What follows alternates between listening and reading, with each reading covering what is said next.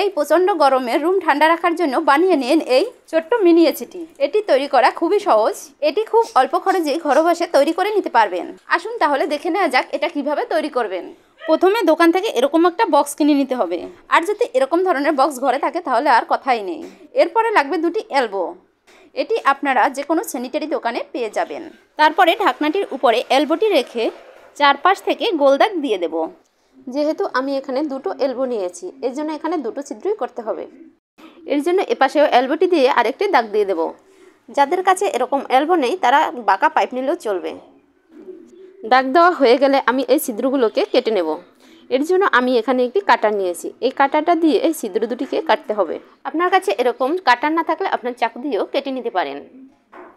আমি এখানে একটি ছিদ্র কেটে নিয়েছি। এই একইভাবে আমি অপরটিও কেটে নেব। এটি কাটার সময় অবশ্যই আপনি সাবধানের সাথে কাটবেন। আমি ছিদ্র দুটোকে কেটে নিয়েছি। এরপরে একটি মিনি ডিসি ফ্যান নিতে হবে। এটি আপনারা যে কোনো ইলেকট্রিক দোকানে পেয়ে যাবেন। ফ্যানটিকে এখানে বসিয়ে আমি দাগ দিয়ে নিচ্ছি। পরে এই দাগ দেওয়া অংশটিকেও কেটে নিতে হবে।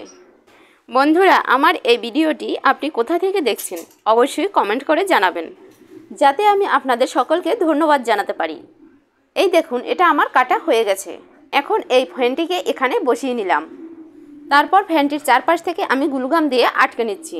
বন্ধুরা, যাদের কাছে এই গ্লুগাম নেই তারা অন্য গাম দিয়ে আটকে নেবেন। ফ্যানটিকে গ্লুগাম দিয়ে আটকানো হয়ে গেছে। এবার আমি এখানে নিয়েছি এলবো। এই এলবোটিকেই একইভাবে গ্লুগাম দিয়ে আটকে নেব।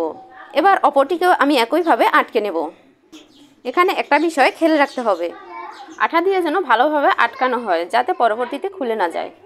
যারা এরকম নিত্য নতুন ভিডিও পেতে চান তারা আমার পাশে থাকুন। দেখুন বন্ধুরা, এগুলো আমার লাগানো হয়ে গেছে। এখন আমার আরও একটি কাজ করতে হবে। এই বক্সটির পাশ থেকে আরেকটি ছিদ্র করে নেব। ছিদ্রটি করার সময় অবশ্যই ছোট করতে হবে, এর থেকে বড় করা যাবে না। এখন এসিটি তৈরি করার জন্য আমার একটি মেশিন লাগবে। মেশিনটির কাজ হলো পানিকে বাষ্প তৈরি করা। এই মেশিনটি আপনারা যে কোনো অনলাইন শপে পেয়ে যাবেন। এটিকে মিক্সড মেকার বলে, অথবা সংক্ষেপে MIST। এবারে আমি এই মেশিনটিকে বক্সটির ভিতরে বসিয়ে নিলাম। এরপর এই বক্সটির ভিতরে কিছু পরিমাণে জল দিয়ে দেব। জলটা পরিমাণে বেশিও দেওয়া যাবে না, কমও দেওয়া যাবে না। এরপরে আমার লাগবে বরফ। আমি এখানে কয়েক টুকরো বরফ এর ভিতরে দিয়ে দিচ্ছি। বরফটি দিয়ে ঢাকনাটিকে লাগিয়ে নিচ্ছি। এখন এই MST মেশিনটি অ্যাডাপ্টারের সঙ্গে সংযোগ করে দিলাম। এই দেখুন, লাইনটি দেওয়ার সঙ্গে সঙ্গে এটা জ্বলে উঠেছে। এখন আমি এই ফ্যানটির সংযোগটি দিয়ে দিলাম।